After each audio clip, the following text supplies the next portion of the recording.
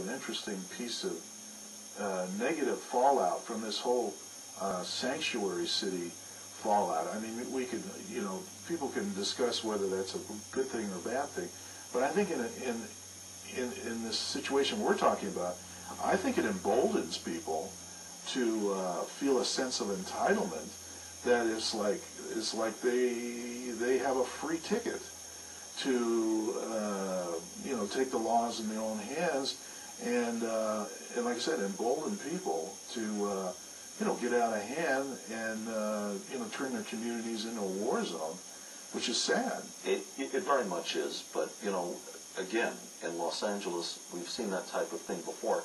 There was an article in the Los Angeles City Beat and the LA Valley City Beat, came out just a couple of days ago on Thursday. Big cover story.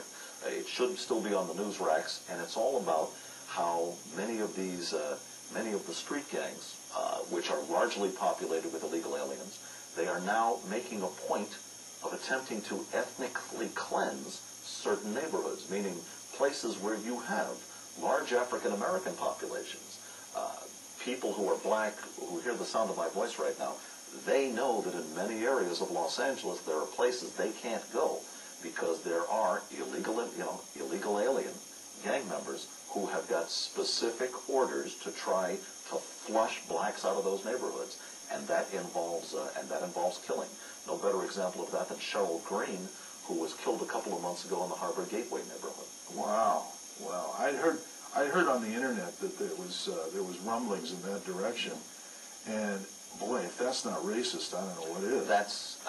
There have been federal prosecutions that came down, and I mean those are clear violations with hate crime enhancements.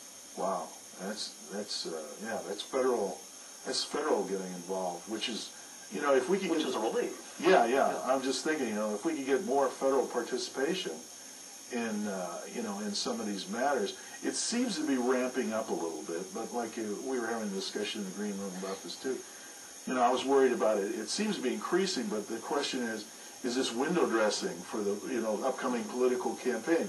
You tend to believe this is just sort of a false window dressing, and maybe after the election is over, things will go back to status quo. That's entirely possible. I hope things aren't that cynical, but I hope to be wrong. The reality is that the federal government, and this applies to Democrats and Republicans equally, they have shown just no concern for the borders in the United States, and we see so many laws favoring the importation and people remaining as illegal aliens in this country that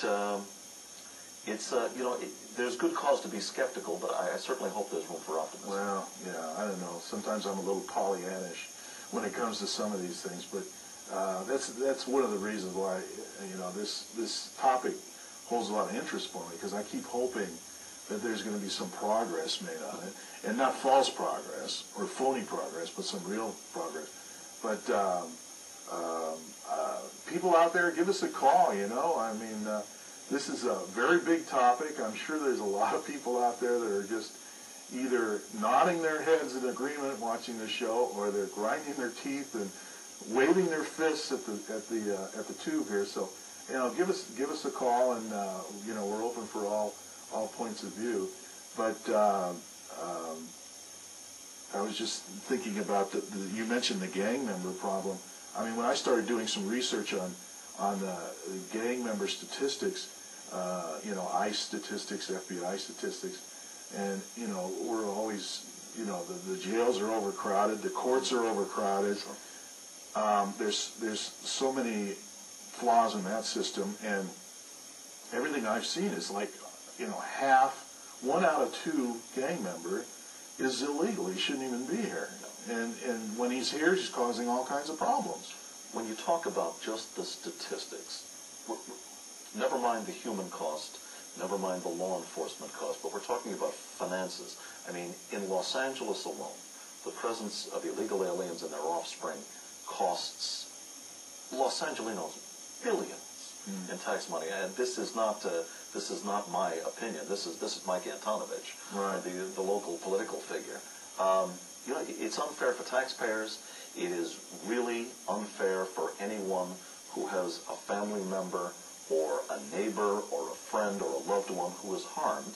And unfortunately, I mean, if you look at the drunken driving fatality statistics alone, dozens and dozens of Americans each month have their lives taken or crippled by illegal alien drunk drivers. And it's just something that the mainstream media doesn't cover that much. Well, that's true. And what I've been happy to see is some of the mainstream media is starting to pick up on, pedophiles that are illegal here. Like you're saying, drunk drivers. I just heard of statistics that like 700,000 illegals that have been prosecuted are bail jumpers. Yes. They're running around free. That has not been addressed by the Marshal Service or maybe the Sheriff's Department. That could be started. But it's not only, it hurts everybody in the community. It hurts.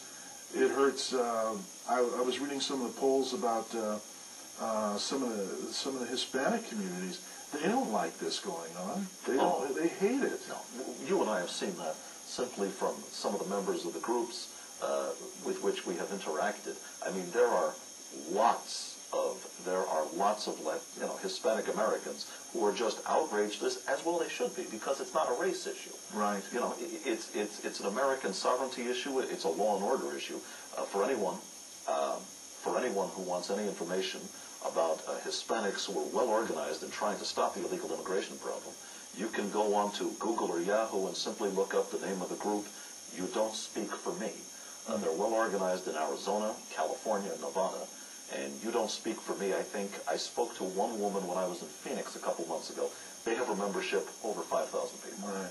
Well, we could go on with this, but we're getting to the end of this, so I really need to wrap this up. But thanks for coming in. I'm hoping we're educating people, and this is California Kaleidoscope. Keep an eye out for us on your television set, because we're going to keep an eye out for you out in the community. My name's Tony Genovese, and thanks very much. Thanks to the crew here, too.